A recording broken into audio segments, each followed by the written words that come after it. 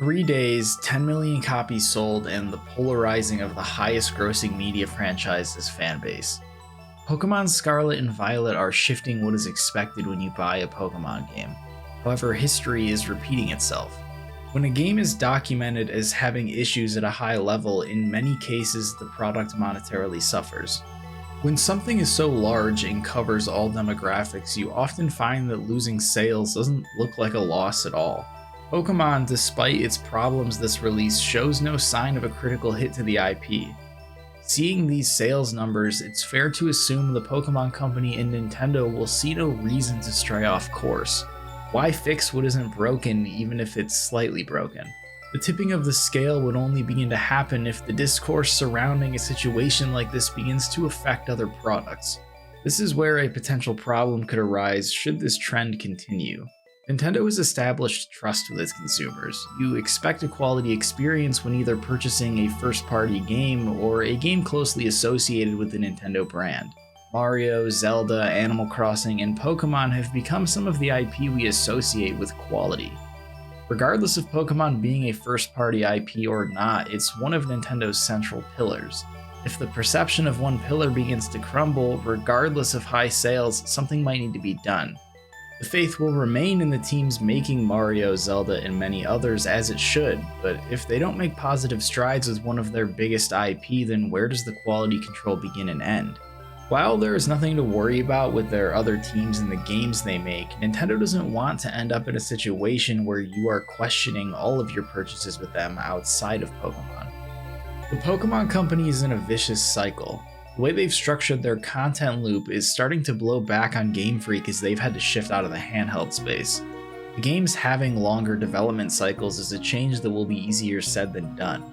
The games need to complement and follow where the anime is at. The anime's release pace and when Ash is sent to a new region is all the time they will inevitably have to get the larger mainline Pokemon games out the door. Everything is structured in a way where the release timing cannot easily be altered. The new seasons of the anime come with large amounts of merchandise, where a larger portion of the IP makes its money, complemented by a new game release fuels the Pokemon machine.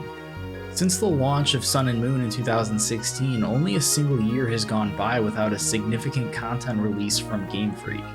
There are always multiple projects in development at once at varying degrees of scale. Since the movement to remake many of the past generations of Pokemon games has begun, it's likely the time to develop mainline titles has also shortened. The need to fill that gap with remakes spreads a thin team even thinner. While you can't just throw more people and money at a project to guarantee success, that approach may be the only option when more time is not. The likelihood of the Pokémon Company slowing the anime rollout, which in turn would deliver a massive revenue hit in merchandise sales, is not something that is going to happen. Game Freak has had an indie complex for a long time. Junichi Masuda has worn hundreds of hats during his time working at the studio.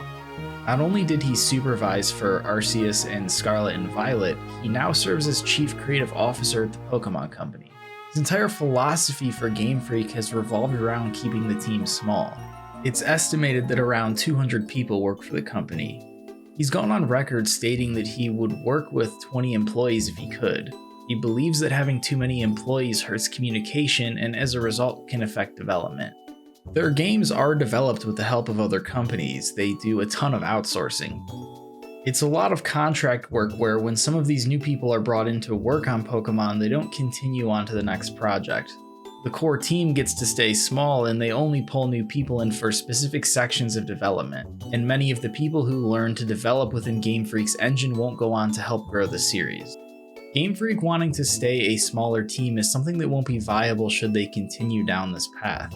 Having to launch both Legends Arceus and Scarlet and Violet, which were both massive strides forward for the franchise in the same year, only hurt both games. Unless they want to continue to release the same type of linear experiences they were known for decades, then their move to the open world format this year was the only route forward.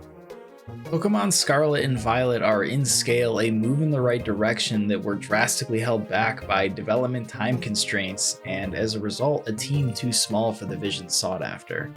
Game Freak's want to keep communication for their team simple unfortunately does not extend to the people buying their games every year. This was a large issue with Sword and Shield, and one that will continue to hurt their fanbase regardless of other demographics carrying the sales. It's yet to be seen if all the talking points regarding Scarlet and Violet's long list of issues will be heard or acknowledged outside of silent patchwork. While the Nintendo Switch has become the sole home of Pokémon games, Game Freak still develops within the vision of its full name, Pocket Monster. Console-based games are still being developed in an environment of handheld games. The most unfortunate part about this entire rollout of Scarlet and Violet is that they are onto something. Game Freak still has a long way to go before they deliver something meeting the potential of Pokémon as an IP. The quality assurance process could surely use overhauling, and things need to change. It's impossible to pin down the exact steps that need to be taken to move Game Freak in the right direction if more time isn't an option. The situation isn't as simple as any other game development studio. The Pokémon Company has so many moving parts that outside of the games would need to change in order to accommodate for development time. Pokémon has some of gaming's most untapped potential. Whether it takes a much longer wait or another team developing in the shadows, it's time to move towards what Pokémon is capable of.